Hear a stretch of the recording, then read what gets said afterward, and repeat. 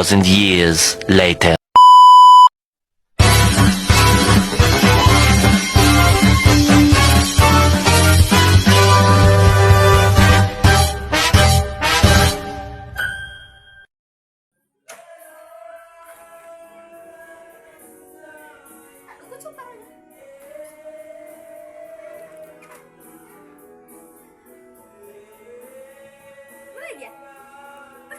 Ya, pergi. Hai guys, selamat siang. Perkenalkan, nama saya Delostra Renyari. Di sini saya akan menjelaskan tentang ekosistem dari peternakan babi. Jadi bahasa Latin dari babi adalah Suscrophus domesticus. Jadi bahasa Latin dari babi adalah Suscrophus domesticus.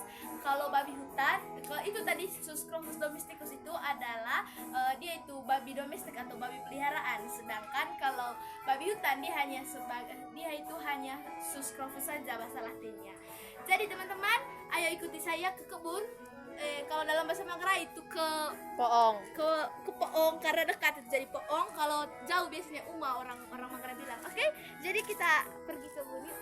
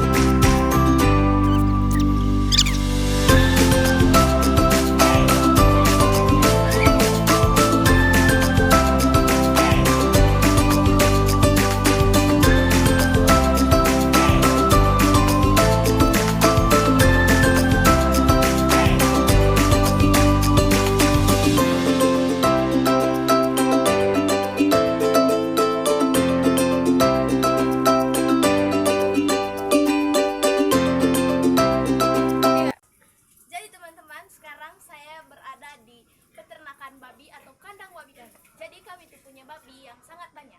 Di sini teman-teman saya akan menjelaskan tentang komponen-komponen apa saja yang ada di peternakan babi ini. Nah, memang pada umumnya itu saya akan menjelaskan bahwa ada dua komponen, yaitu komponen abiotik dan komponen biotik. Komponen biotik itu adalah komponen di mana dia itu makhluk hidup. Nah, sedangkan komponen abiotik itu seperti benda mati, misalnya tanah, air. Tapi di sini saya akan menjelaskan secara rinci apa-apa saja tentang komponen biotik dan komponen abiotik. Jadi komponen biotik yang pertama, yaitu komponen ini mencakup semua organisme yang hidup di lingkungan sekitar peternakan babi. Jadi karena di sini peternakan babi, berarti komponen biotik yang pertama dan paling utama di sini yaitu adalah babi. Jadi yang pertama itu adalah babi. Nah, babi merupakan konsumen utama, di mana babi itu terdiri dari babi jantan, babi betina, lalu ada juga babi yang kecil-kecil atau babi anak. Nah, warnanya juga bervariasi seperti orange tapi agak hitam, lalu putih tapi tidak terlalu, dan hitam. Nah, lalu yang kedua ada manusia. Apa sih fungsi manusia di peternakan babi? Jadi manusia itu mempunyai peran yang sangat penting juga, di mana untuk kelangsungan hidup babi. Karena babi merupakan dia itu bisa makan karena ada yang memberi makan toh. Begitu juga manusia, kita ada yang masak gitu. Nah, babi itu dipelihara oleh manusia. Jadi manusia mempunyai peranan penting dalam keberlangsungan hidup babi, di mana dia yang memberi makan, membersihkan kandang, lalu memberi obat-obatan dan memberi pupuk. Lalu yang ketiga juga ada maksudnya pupuk bukan pupuk apa ya? Maksudnya mengelola limbah babi menjadi pupuk. Begitu. Nah, yang ketiga ada mikroorganisme seperti bakteri, jamur, dan virus. Ada juga mikroorganisme pengurai atau decomposer yang membantu mengurai kotoran seperti yang saya bilang tadi, sebagai pupuk alami. Lalu yang kedua ada juga mikroorganisme patogen yang dapat menyebabkan penyakit seperti virus ASF. Jadi virus ASF itu adalah dia itu menyerang babi dan inangnya virus ini adalah babi. Begitu. Lalu yang keempat ada pakan dan tumbuhan.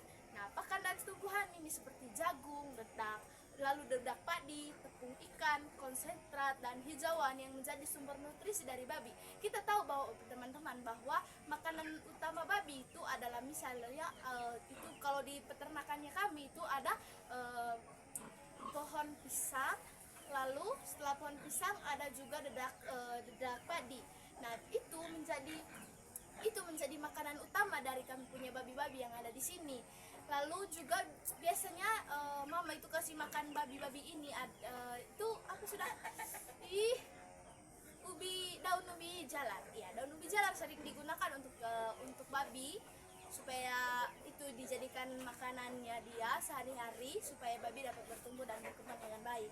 Lalu yang ketiga yang terakhir itu ada organisme lain atau hama atau vektor, misalnya tikus, lalat atau burung yang sering berada di sekitar area peternakan. Di sini itu bukan hanya di sekitar ini tuh bukan hanya ada tikus, ada juga ayam, ada juga ikan. Di sini ada kolam ikan, tapi dia ada di atas itu. Jadi, tapi karena kita fokus ke peternakan babi, jadi kita akan menjelaskan tentang ekosistem babi. Lalu ada yang kedua itu ada komponen abiotik. Komponen abiotik seperti yang saya jelaskan sebelumnya tadi bahwa komponen abiotik adalah benda mati atau fisik. Kita bisa tahu bahwa komponen abiotik ini adalah faktor lingkungan yang mengaruhi kehidupan dan kenyamanan babi. Yang pertama itu ada kandang. Kandang adalah struktur fisik yang melindungi babi dari cuaca.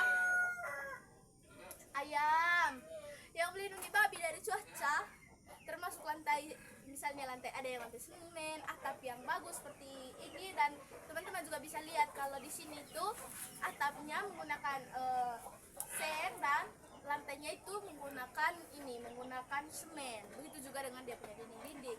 Lalu yang kedua ada air. Air sangat krusial untuk diminum oleh babi sih, maksudnya air minum untuk babi, lalu membersihkan tubuh babi dan sanitasi kandang. Nah, air sangat berperan penting untuk babi, khususnya untuk diminum. Lalu yang kedua, udara dan kualitas. Oksigen untuk bernafas serta gas seperti amonia dari kotoran dan karbon dioksida yang mengaruhi kesehatan pernapasan. Lalu ada suhu dan kelembapan. Suhu kandang yang sangat penting untuk kenyamanan babi agar tidak stres, atau suhu tinggi meningkatkan risiko penyakit. Lalu ada yang berapa ini sudah entahlah, intinya yang itu adalah cahaya matahari di mana memengaruhi pencahayaan di dalam kandang dan metabolisme babi. Lalu yang terakhir ada tanah atau limbah. Tanah di sekitar kandang dan kotoran atau feses atau urine babi yang sering diolah kembali atau menjadi polutan.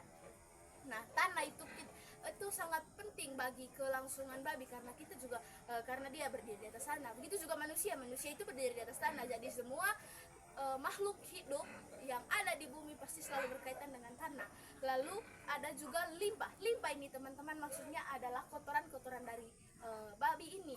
Nah, biasanya ini tuh digunakan atau diolah lagi menjadi pupuk alami atau pupuk organik dari yang dihasilkan dari kotoran-kotoran babi tersebut.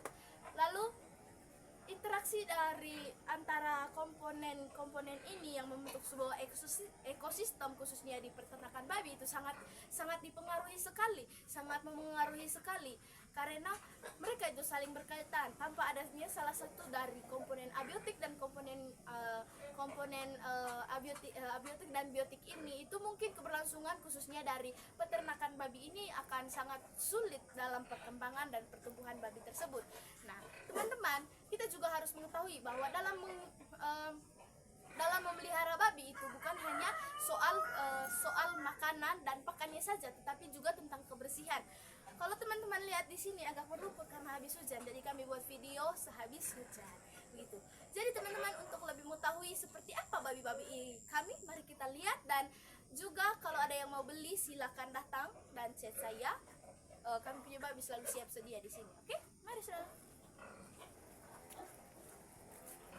Jadi Jadi di sini teman-teman ada babi induk. Nah, babi induk yang ini kamu bisa lihat di sini, itu babi induk, dia lagi tidur.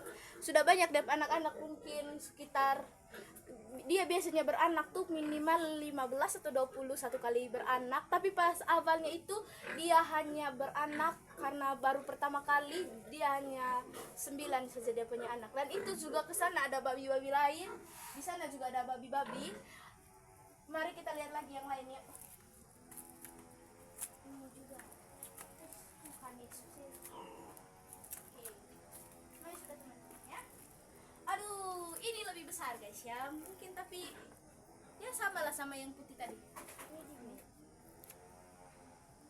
Oke. Jadi babi-babi di sini tuh teman-teman sangat dirawat oleh saya punya mama dan saya punya bapak. Terus akhirnya apa ya? Jika teman-teman mau beli atau mau buat babi guling gitu kan, bisa chat saya. Dan ada, kalau ada yang mau pelihara tanaman lagi, maksudnya ini kalau mau pelihara babi kecil bisa hubungi saya, sub nomor nanti saya kasih kalau ada yang mau di sini. Nah teman-teman, itu saja informasi dan dari saya. Jika ada kesalahan kata mohon dimaafkan karena tidak ada yang sempurna. Semoga teman-teman semua bisa menikmati video ini. Terima kasih.